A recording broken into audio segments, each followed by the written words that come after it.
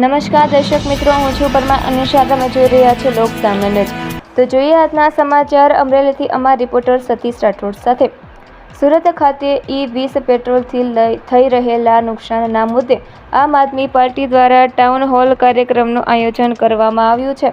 આ કાર્યક્રમમાં E20 પેટ્રોલના કારણે વાહન ચાલકોને થઈ રહેલી વિવિધ સમસ્યાઓ અંગે તજજ્ઞો સાથે ચર્ચા કરવામાં આવશે અને આ સમગ્ર મુદ્દો લોકો સમક્ષ રજૂ કરવામાં આવશે. આમ આદમી પાર્ટીના નેતા મનોજ સોરઠિયાએ આક્ષેપ કર્યો છે કે E20 પેટ્રોલ જબરદસ્તીથી લોકો પર થોપવામાં આવ્યું છે. તેમણે વધુમાં જણાવ્યું કે E20 પેટ્રોલના કારણે વાહનોની માઇલેજ ઘટવા સહિત અનેક સમસ્યાઓ સર્જાઈ રહી છે. આ સમસ્યાઓને લઈને લોકોમાં પણ E20 પેટ્રોલ બંધ કરાવવાની માંગ ઉઠી રહી હોવાનું મનોજ સોરઠિયાએ જણાવ્યું છે. આ ટાઉન હોલ કાર્યક્રમમાં મોટી સંખ્યામાં લોકો ઉપસ્થિત રહે અને લાઈવ ટેલિકાસ્ટના માધ્યમથી પણ વધુમાં વધુ લોકો જોડાય એવી અપીલ કરવામાં આવી છે. તો ફરી મળીશું એક નવા સમાચાર સાથે. ત્યાં સુધી જોતા રહો લોક સામના ન્યૂઝ. નમસ્કાર સાથીઓ.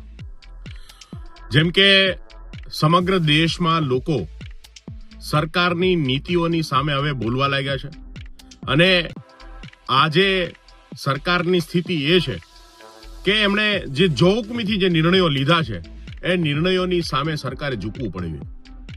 E20 જબરજસ્તીથી લોકોના ઉપર થોપવામાં આવ્યું છે અને આપણી પેટ્રોલ ગાડીઓ, ટુ વ્હીલર્સની અંદર અનેક પ્રશ્નો આવી રહ્યા છે, માઇલેજ ઘટી રહ્યું છે અને માંગણી કરે છે લોકો કે આ E20 બંધ કરવામાં આવે. છતાં સરકાર જે છે એ આ બંધ કરવાનું નામ નથી લેતી અને એટલા માટે દિલ્હીથી શરૂ થયેલું આ આંદોલન ગુજરાતમાં પણ પહોંચી રહ્યું છે. આવતીકાલે જેવી રીતે દિલ્હીમાં એક ટાઉન હોલનો કાર્યક્રમ થયો, એવી જ રીતે ગુજરાતમાં એક ટાઉન હોલનો કાર્યક્રમ થવા જઈ રહ્યો છે. આવતીકાલે સુરત ખાતે સરથાણા કોમ્યુનિટી હોલમાં સવારે 10 વાગે એક ટાઉન હોલ કાર્યક્રમ થશે કે જેની અંદર આ E20 પેટ્રોલને લઈને થઈ રહેલા નુકસાન બાબતે તજજ્ઞો સાથે ચર્ચાઓ કરવામાં આવશે અને લોકો સામે આપણી વાત મૂકવામાં આવશે. આ કાર્યક્રમની અંદર આપ સૌને આવવા માટે પણ આમંત્રણ છે અને જો ના આવી શકાય તો ઓનલાઈન લિંકના માધ્યમથી આ કાર્યક્રમમાં આપ ચોક્કસ જોડાજો.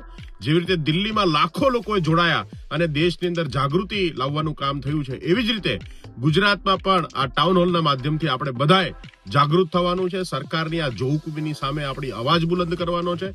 જે લોકો આવી શકતા હોય સુરતમાં એ લોકો ચોક્કસ ટાઉન હોલ કાર્યક્રમમાં પધારે અને બાકીના તમામ લોકોને ઓનલાઈન માધ્યમથી, લિંકના માધ્યમથી જોડાઈ અને અવાજ બુલંદ કરવા માટે સૌને વિનંતી કરીએ છીએ. જય હિન્દ, જય ભારત. ભારત